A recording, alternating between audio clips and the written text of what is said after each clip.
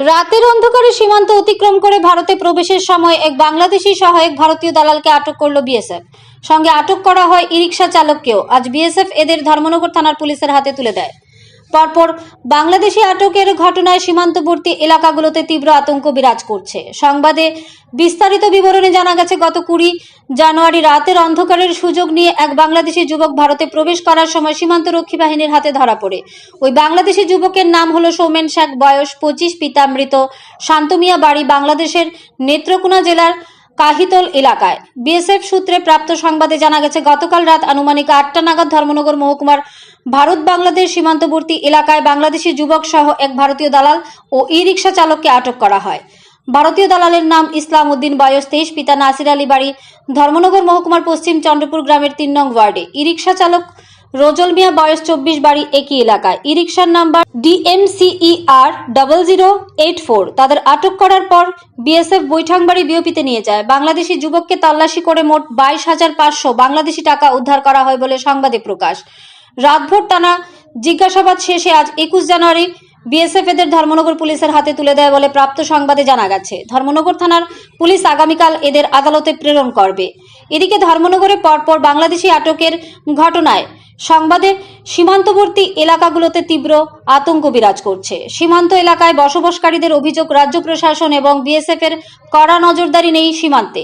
ঢিলেঢালা নিরাপত্তা ব্যবস্থার সুযোগকে কাজে লাগিয়ে ভারতীয় দালালরা লক্ষ লক্ষ টাকা কামাই করছে বাংলাদেশিদের ভারতে প্রবেশ করিয়ে। অবিলম্বে ওই সব ভারতীয় দালালদের বিরুদ্ধে কড়া ব্যবস্থা গ্রহণ না করা হলে যে কোনো সময় সীমান্ত ডিঙিয়ে সন্ত্রাসীরা ভারতে বড় ধরনের অঘটন ঘটাতে পারে বলে সীমান্তবাসীদের অভিযোগ। আজকে কোম্পানি কমান্ডার বিপু মালাকার বস্তি শ্রী অভিষেক কুমার, অ্যাসিস্ট্যান্ট কমান্ড্যান্ট, উনি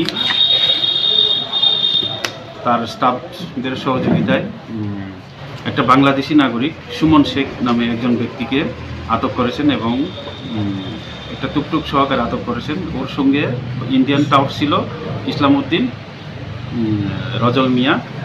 ইসলাম উদ্দিনের বাড়ি হলো ওয়েস্ট চন্দ্রপুর এবং রজল মিয়ার বাড়িও সেম ওয়েস্ট চন্দ্রপুর।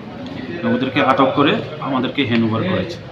তো বাংলাদেশি ন্যাশনাল সুমন শেখ, তার থেকে প্রায় 22,500 টাকা বাংলাদেশি কারেন্সি রিকভার হয়েছে এবং আমাদেরকে হ্যান্ডওভার করেছে। একটি টুকটুক সহকারে টুকটুক আটকানো হয়েছিল। হ্যাঁ, তারপর আমরা একটি স্পেসিফিক কেস নিয়েছি, যেটা ধর্মনগর থানার কেস নম্বর 4, 2025-এর 4 নম্বর কেস। সেকশন হইল 3 অফ পাসপোর্ট অ্যাক্ট এবং 14 of foreigner act, 143 BNS human trafficking এবং 3 of prevention of damage of public property. এই সেকশনে ওদের বিরুদ্ধে আমরা কেস নিয়েছি এবং আগামীকালকে ওদেরকে কোর্টে ফরওয়ার্ড করব। আমার নাম মোহাম্মদ সুমন। সুমন কে? জি, সুমন কে?